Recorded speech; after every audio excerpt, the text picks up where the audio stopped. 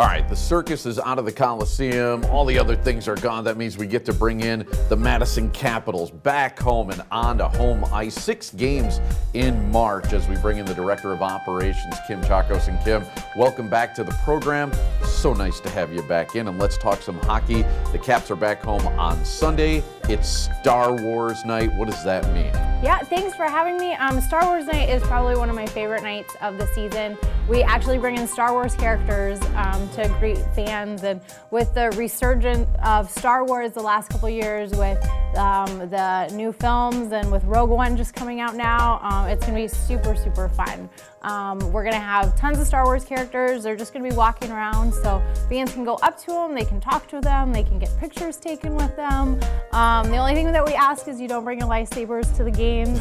Their costumes are very expensive, so we want to keep that on the down low. Yeah, that would be good. So yeah, I'm a big Force Awakens fan too, so I hope there's some Rey costumes that are out there as well. Love her.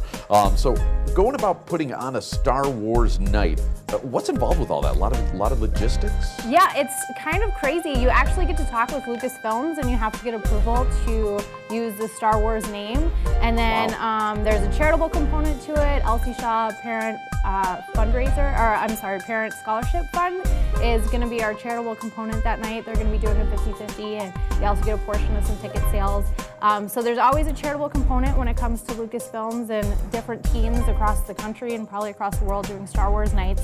And then once all the paperwork is signed, then they reach out to the volunteer groups to see who can come out and wear their costumes to the game. So we have a really good relationship with the 501st Wisconsin Garrison. They came out last year. There's also the Rebel Legion and a group called Mondos that we're also trying to get volunteers to come out to. And with the 501st Wisconsin Garrison, they're like the bad guys.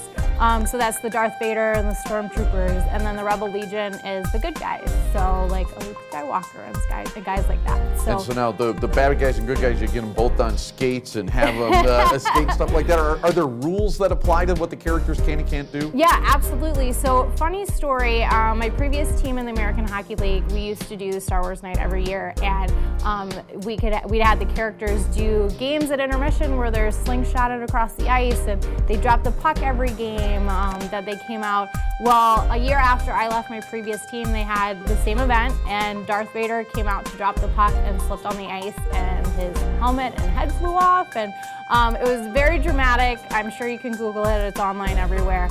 But ever since then, you can't ask the characters to come out on the ice and drop the puck anymore. It's no more puck drops for the Star Wars characters. So Bummer. It's really about having them interact with the fans and be more one-on-one than it is to have them on the ice and showcase them. So we'll probably have somebody on the Zamboni, but aside from that, they probably won't be on the ice. Okay, quickly, Kim, we got about 10 seconds. This goes by so fast. Specials for Star Wars night, and where can people get tickets? Yeah, there's a $12 ticket, which includes a ticket to the game and a free scoop of ice cream at the game from the chocolate shop, and they can get them at www.madcapshockey.com or by calling our office at 257-2277. Should be a lot of fun. I'll be there. We'll see you then, Kim. Thanks. Thanks. A special thank you to Conan Automotive in Stoughton for supporting local athletics.